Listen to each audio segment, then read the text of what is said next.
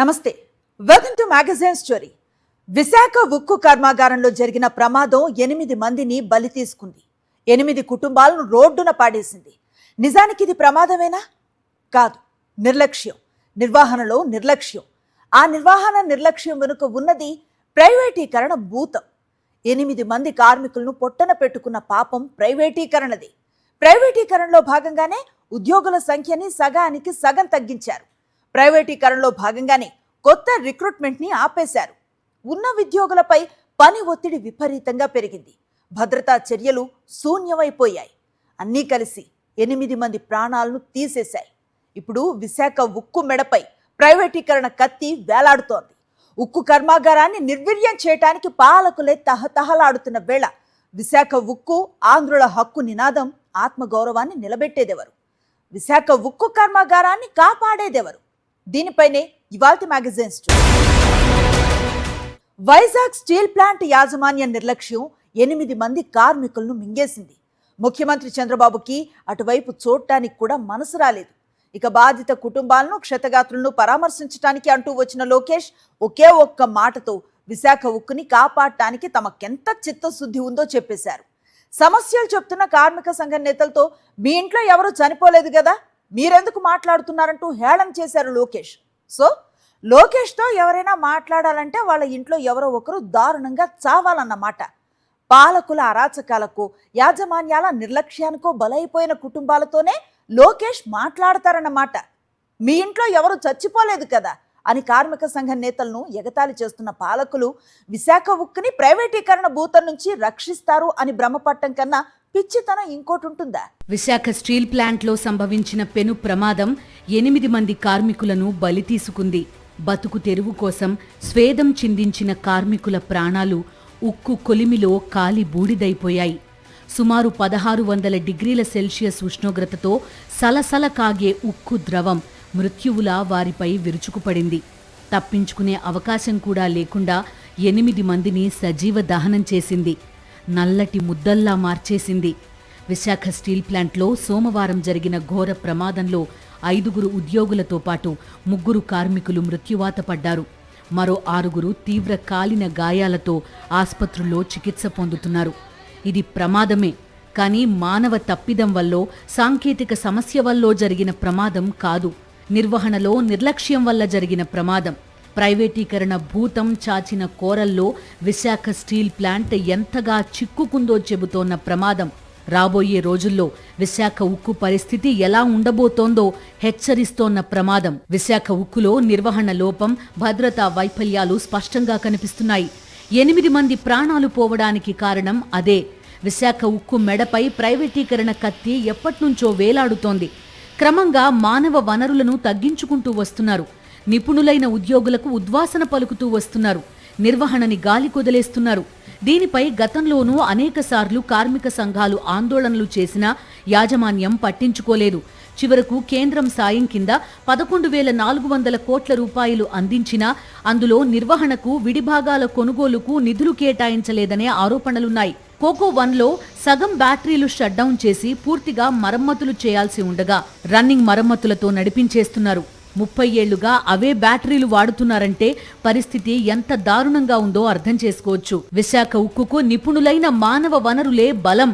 అలాంటిది గత 2 ఏళ్లలో ఉద్యోగులను తొలగించుకుంటూ వస్తున్నారు. గతంలో ప్లాంటులో ఒప్పంద కార్మికులు 15,000 మంది ఉండేవారు. ప్రస్తుతం 7,500 మంది ఉన్నారు. కొన్ని నెలల క్రితం నిష్ణాతులైన 6,000 మందిని తొలగించారు. శాశ్వత ఉద్యోగులు ప్రస్తుతం 8,800 మందికి తగ్గారు. ఇప్పటికే వీఆర్ఎస్ పేరుతో 2,000 మందిని తొలగించారు.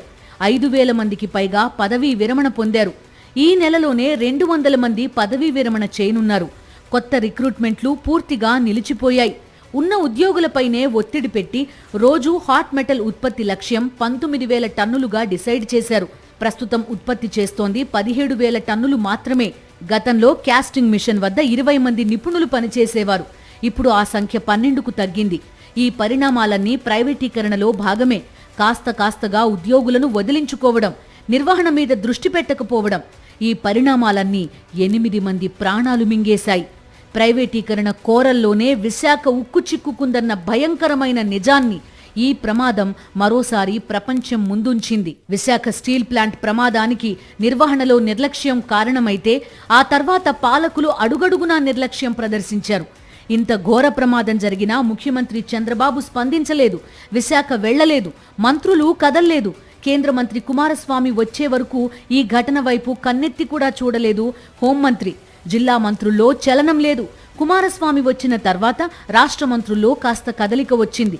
ఇప్పుడు కూడా వెళ్లకపోతే జనం చీకొడతారన్న భయంతో మంత్రులు కదిలారు. చంద్రబాబు మాత్రం విజయవాడలోనే ఉండిపోయారు.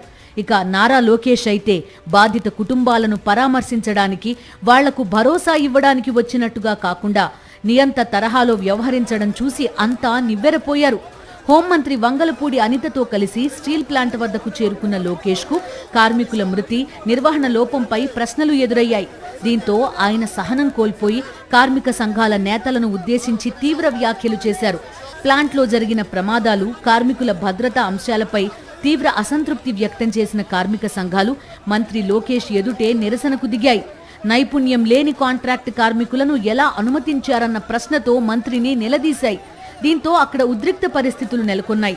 ఆ సమయంలో ఎంపీ భరత్, హోంమంత్రి అనిత పరిస్థితిని చల్లార్చేందుకు ప్రయత్నించినా కార్మికుల ఆగ్రహం తగ్గలేదు.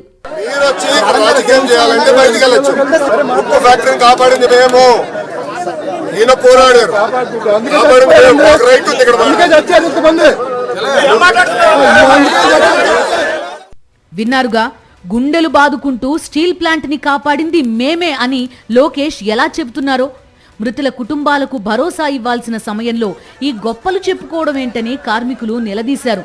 దీంతో ఎందుకు గొడవ పడుతున్నారు, రాజకీయం చేయడానికి వచ్చారా అంటూ కార్మిక సంఘం నేతలపై మండిపడ్డ లోకేష్, మీ కుటుంబ సభ్యులెవరూ చనిపోలేదు కదా అంటూ హేళనగా మాట్లాడారు.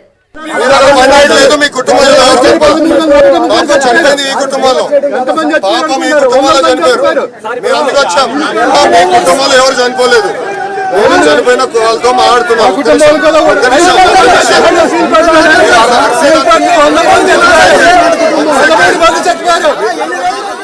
విన్నారుగా, ఆ గొంతులో ఎంత అహంకారమో, ఎంత వెటకారమో, కార్మికులపై ఎంత చిన్న చూపో.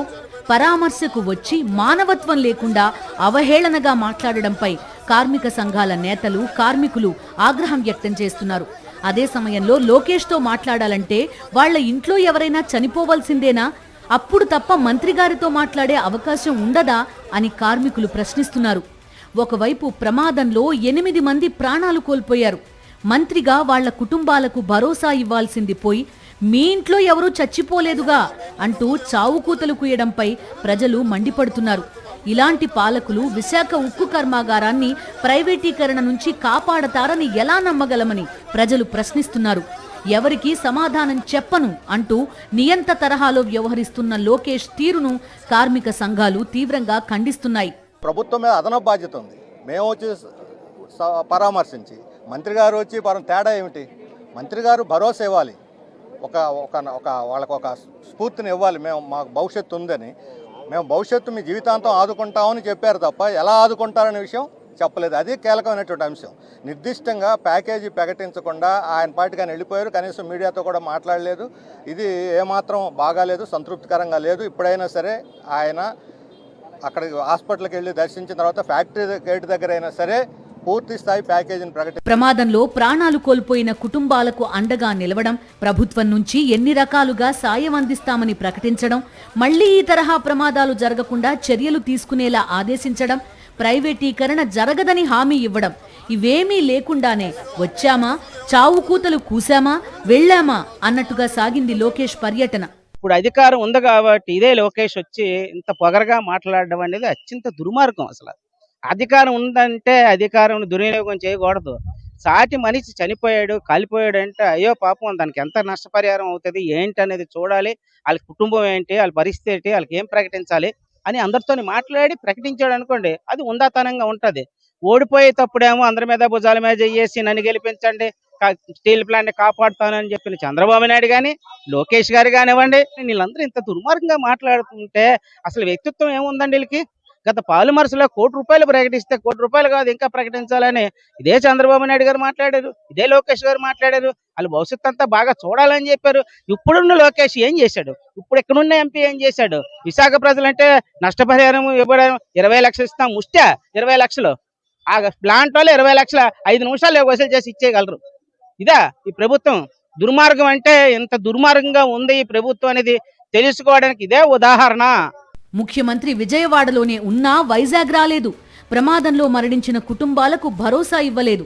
కేంద్ర మంత్రి కుమారస్వామి వచ్చి వెళ్లిన తర్వాత ఇక తప్పదన్నట్టుగా వచ్చిన లోకేష్ అండ్ కో కార్మికులను అవమానించి హేళన చేసి వెళ్లిపోయారు.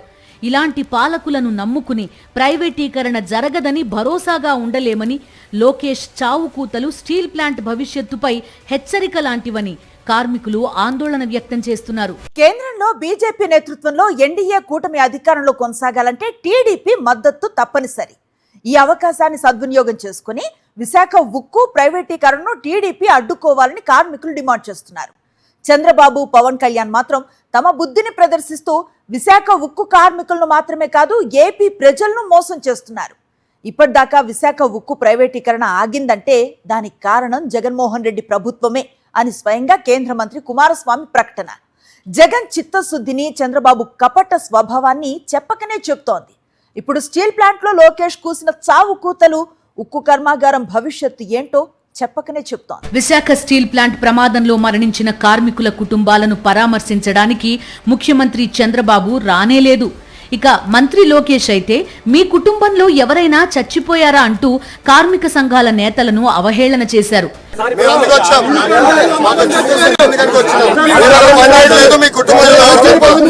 ఆ తర్వాత అన్అపాలజెటిక్ సనాతని హిందూ పవన్ కళ్యాణ్ మరింత ఘోరంగా వ్యవహరించారు.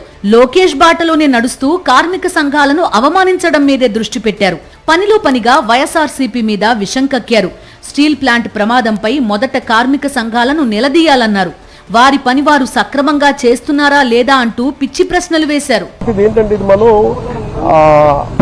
నేను దీనికి సంబంధించి అనుభవం ఉన్న వ్యక్తిని కాదు, కాకపోతే నేనేం చేయగలను, ఇప్పుడు మీరు అన్నది ఎంతవరకు అనేది నేను పబ్లిక్ తీసుకెళ్ళగలను. లేదంటే రేపు పొద్దున్న విచారణ ఈ కమిటీ ఏదైతే వస్తుందో వాళ్ళకి మేము చెప్పగలం. నేను అందుకే అంటాను, వన్స్ వీళ్ళందరూ ఆ కమిటీ తీసుకున్న తర్వాత ఒకసారి కార్మికులతో ఇంటరాక్ట్ అయ్యాను అనుకోండి, ఏమైపోతుంది, ఇప్పుడు మాట్లాడాలంటే అందరూ ఒకేసారి మీద పడిపోతే కాదు, చాలా ప్రశాంతంగా కూర్చొని చాలా నిబద్ధత చేయాల్సిన మీటింగ్. సో అది నిజంగా మీరు చెప్పింది కూడా పరిగణలో తీసుకొని వాటితో మాట్లాడారు. లాంటి స్టీల్ చాలా వరకు దేశంలో చాలా స్టీల్ ప్లాంట్లు ఉన్నాయి, ఎక్కడా లేనంతగా ఇక్కడ ఈ ప్రాంతంలో స్టీల్ ప్లాంట్లో ప్రమాదాలు జరుగుతున్నాయని కార్మిక నేతలు చెప్తున్నారు. కార్మికులు కూడా ఆందోళన. దీన్ని ఎలా చూడవచ్చు సార్ మీరు ఏమంటారు? నేను స్టీల్ ప్లాంట్ కార్మికులు మీరు సంఘాలు ఉన్నాయి కదండి, సంఘాలు ఉన్నప్పుడు మీరు కూర్చోబెట్టి వీళ్ళు ఒక్కొక్క ప్రభుత్వం వచ్చినప్పుడు ఒకలా బిహేవ్ చేస్తాయి సంఘాలు. నాకు ఇబ్బంది ఏముందంటే సంఘాలు అనేవి ఇర్రెస్పెక్టివ్ ఆఫ్ ఏ ప్రభుత్వం వచ్చింది ఏ ప్రభుత్వం పోయింది అనే కంటే కూడా సంఘం కార్మికుల సంక్షేమం కోసం ఇర్రెస్పెక్టివ్ ఆఫ్ మనం ఎవరు బాగా చేయగలం అని ఆలోచించాలి తప్ప మీరు వైసీపీ వచ్చినప్పుడు కాంప్రమైజ్ అయిపోయి వైసీపీ వచ్చినప్పుడు ఈ స్థలాలని మనం ప్రైవేటీకరణ చేసేద్దాం వాళ్ళతో కుంభకి ఇవన్నీ వాస్తవంగా చెప్పగలం. విన్నారుగా విషయాన్ని ఎక్కడి నుంచి ఎక్కడి దాకా తీసుకెళ్లారో పవన్ కళ్యాణ్. కార్మిక సంఘాలు విశాఖ స్టీల్ ప్రైవేటీకరణ కోసం తహతహలాడుతున్నాయట. వైఎస్ఆర్సీపీ ప్రభుత్వం ఉన్నప్పుడు ప్రైవేటీకరణ చేయడానికి కార్మిక సంఘాలు కుమ్మక్కయ్యాయట. అసలు విశాఖ ఉక్కు కర్మాగారం ఇప్పటిదాకా ప్రైవేటీకరణ కాకుండా ఉంది అంటే దానికి కారణం వైఎస్ జగన్మోహన్ రెడ్డి. ఇది వైఎస్ఆర్సీపీ నేతలు చెప్పే మాట కాదు, సాక్షాత్తు కేంద్ర మంత్రి కుమారస్వామి అధికారికంగా వెల్లడించిన పచ్చి నిజం.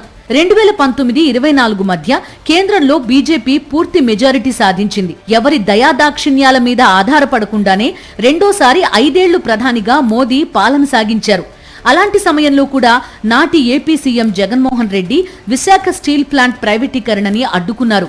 ఇప్పుడు టీడీపీ మద్దతుతో కేంద్రంలోని మోదీ ప్రభుత్వం నడుస్తున్నా విశాఖ స్టీల్ ప్రైవేటీకరణని అడ్డుకునే ఆసక్తిని కూడా చంద్రబాబు ప్రభుత్వం ప్రదర్శించడం లేదు. ఇంతకీ జగన్మోహన్ రెడ్డి ప్రభుత్వం విశాఖ స్టీల్ ప్రైవేటీకరణని అడ్డుకోవడానికి ఏం చేసిందో కేంద్ర మంత్రి కుమారస్వామి మాటల్లోనే వినండి.